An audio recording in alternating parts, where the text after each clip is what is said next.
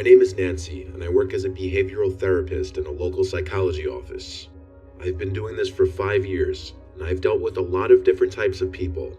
I've had hundreds of clients now, and I used to think I've seen everything, but I didn't realize how wrong I was until I took a young man named Peter as a client. Peter was 15 years old. Peter's father, Tom, would always come in with his son for our sessions. Tom believed his son was on the spectrum for autism, or any kind of social disorder, because all of his life he lacked friends and the ability to socialize with other people his age properly. What I would do at our therapy sessions is try to talk to Peter about things he enjoyed doing, things he wanted to do, and try to get him to open up about his personal life. But at first it was hard because he was very quiet and shy. I would ask Tom to leave the room occasionally to ask Peter some more personal questions about his family life and such, and it seems Peter opened up a bit more when his father wasn't in the room, but I always caught the vibe Tom preferred to stay in the room. I learned from Peter that his parents didn't get along at all. They would fight almost every night for as long as he could remember. He had no siblings or cousins, coming from a very small family. So one thing about me, I love the fall season and anything pumpkin. Pumpkin beers, pumpkin pie, pumpkin spice latte, I can't get enough. One therapy session talking about the freshly fall weather outside, Peter was telling me about how this was his favorite season, and I told him the same, largely because of my love for pumpkin flavored things. But later that night, when I was already in my robe getting ready for bed, there was a loud knocking at my front door. I never get knocks past 9 o'clock, so I was nervous when I went to check the window to see who was there.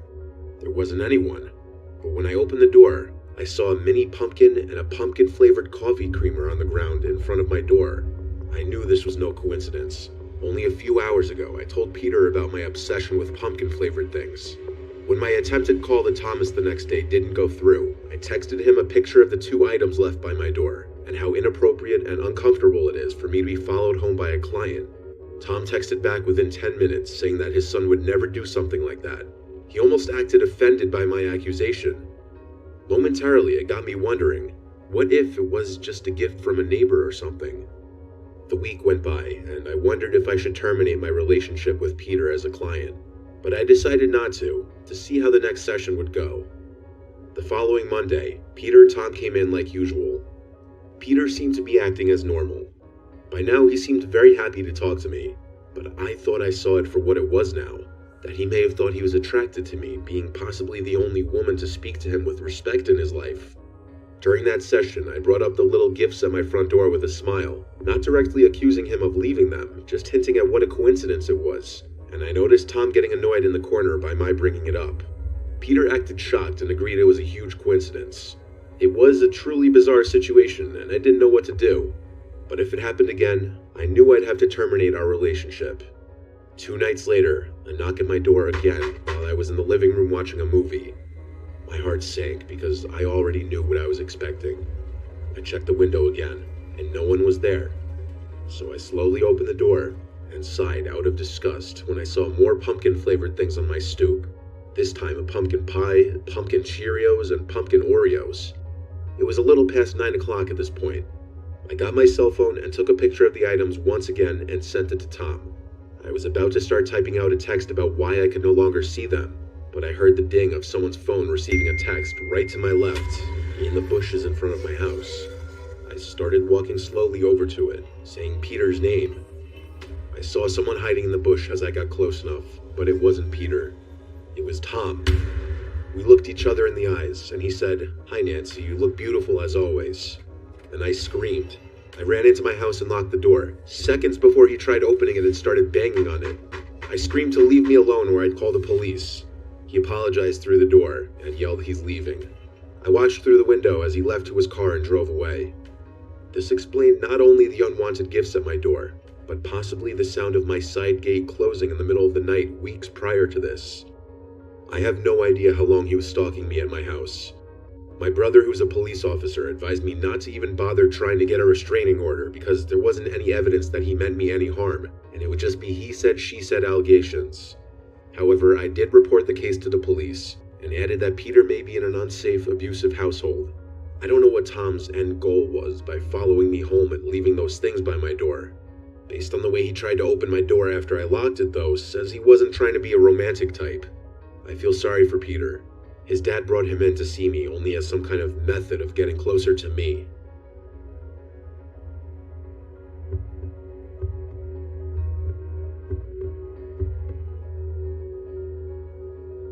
was a Friday night in early October a long time ago.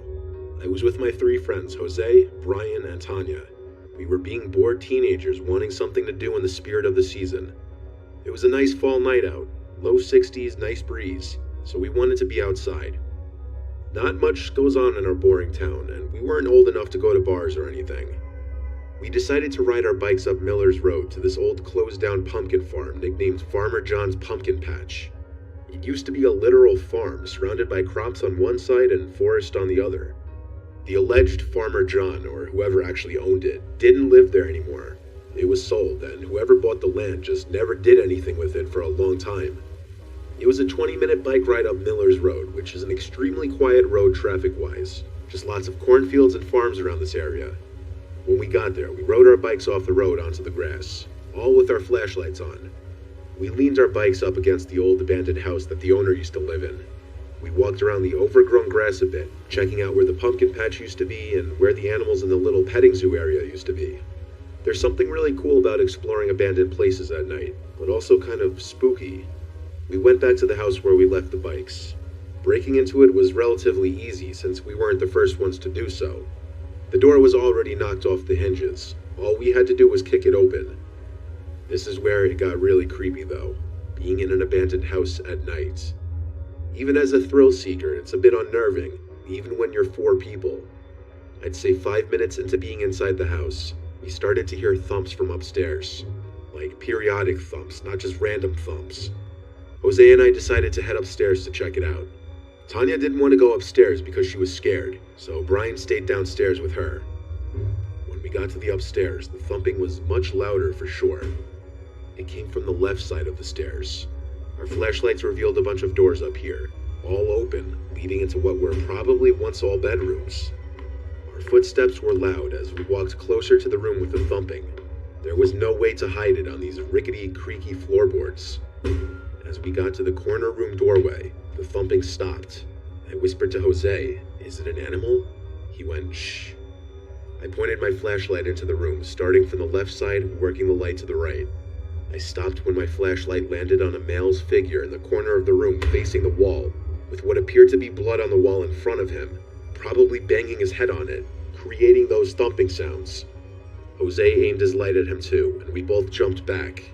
We left in a hurry, and as we ran down the stairs, a horrifying, gut-wrenching scream came from the room we were just in, causing all 4 of us to scream. As we left the house and got to our bikes, we heard stomping down the stairs from inside the house as the screaming got louder. We all ran to our bikes, absolutely freaked the fuck out, and we pedaled as fast as we could out of there. The screaming stopped before it ever came out of the house. We didn't look back. We continued pedaling all the way up Miller's Road till we got back to my house. I have no idea what we witnessed in there, and I won't even try to explain it.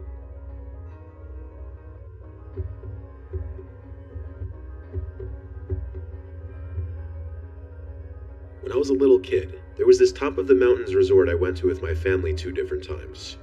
The resort was shut down a long time ago, but I remember it for the most part to be a very nice, family-friendly place.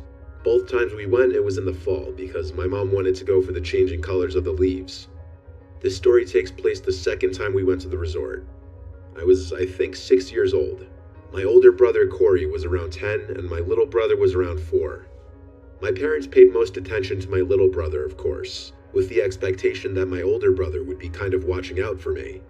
On this particular night, they were doing the bonfire marshmallow roast and hayride. We had ridden the hayride already while the sun was going down. After that was the bonfire and mini fireworks show. At the bonfire, I met this man who started talking to me, asking me if I was having fun and if I'd been to the resort before. He said he was one of the owners. Then he gave me a little laser pointer toy, and I instantly trusted him because, I was 6. The hayride driver announced that he was doing a final ride in the dark, and that he was going to drive down the big hill, which sounded exciting. My older brother suggested we do it. He made some friends at the resort, so I think he disappeared to go look for them to ride the hayride with us. In the meantime, I was still sitting by the bonfire. My dad was drinking beer with his other dad on the other side of the fire, and my mom was with my little brother roasting marshmallows. Eventually, I went to go ask my mom where Corey went, and she said he's going on the hayride and to hurry and get on before they left. So I hurried to the mini line of like 5 people waiting to get on, and when I was on, there were about 15 to 20 people on there, but I didn't see my brother. I sat on one of the haystacks anyway, waiting, as the truck started up, indicating it was about to leave. I saw that man from before climb into the truck with a woman behind him, and he came to sit next to me when he saw me. He asked where my family was, and I shrugged my shoulders. Speaking of that, my brother never got on the hayride. The woman sat next to him. She looked at me and smiled, and he said that's his wife. He asked if I still had that laser pointer, and I said yeah and showed it to him. He smiled. The whole time I spoke with the man, his wife next to him was looking at me, smiling. During the hayride, the two were basically talking to me the whole time. Then, when we were approaching the hill drop where the driver said he was going to floor it, the man next to me saw I was nervous. So when we drove down the hill, he grabbed my arms and lifted them in the air so as to do the no hands thing that people like to do on roller coasters. It actually made me laugh because the drop down was fun. The man asked me if I had been to the arcade of the resort yet, and when I shook my head no, he told me he had the key to a lot of the games and asked if I wanted it. I of course shook my head yes. He said he'd just have to go get it and go there with me, and it would be all mine. We one by one left the back of the truck as we got back to the bonfire. The man and woman both walked alongside me, and the woman held my hand and kept calling me sweetie anytime she said something to me. The man said the arcade wasn't far. As we walked away from the brightness of the huge bonfire and into the darkness of the pathway back towards the cabins and main buildings of the resort, I heard Cody's voice call my name from behind. I turned, and it was Cody looking at us. I yelled back, "We're going to the arcade," and the man and woman looked back but didn't say anything. My brother didn't follow us or say anything else. After we got further from the bonfire, the woman's grip on my hand got tighter and we started walking faster. Something wasn't right because her grip was starting to hurt me. I also noticed we weren't going in the direction of the clubhouse. We were heading towards the parking lot. When I asked where we were going, the man said we're getting the key to the arcade games. Next thing I remember, my mom's panicked screaming voice was heard behind us, screaming, "Let go of him." My mom was running over hysterical, and the two strangers stepped away from me, and I remember the woman saying some BS like they were taking me to the front desk area. My mom yelled and cursed at them, and the two of them just quickly walked away into the darkness. I wish my dad was with my mom at that moment to kick the man's ass. The worst part is they got to just drive off and potentially do this to somebody else. My mom asked everybody at the bonfire if they had seen those people. Nobody recognized them. She also reported this to the resort and the police. But really, what could they do once the couple disappeared? The idea that I was almost kidnapped by a creepy older couple when I was only 6 or 7 is stomach churning, even to this day.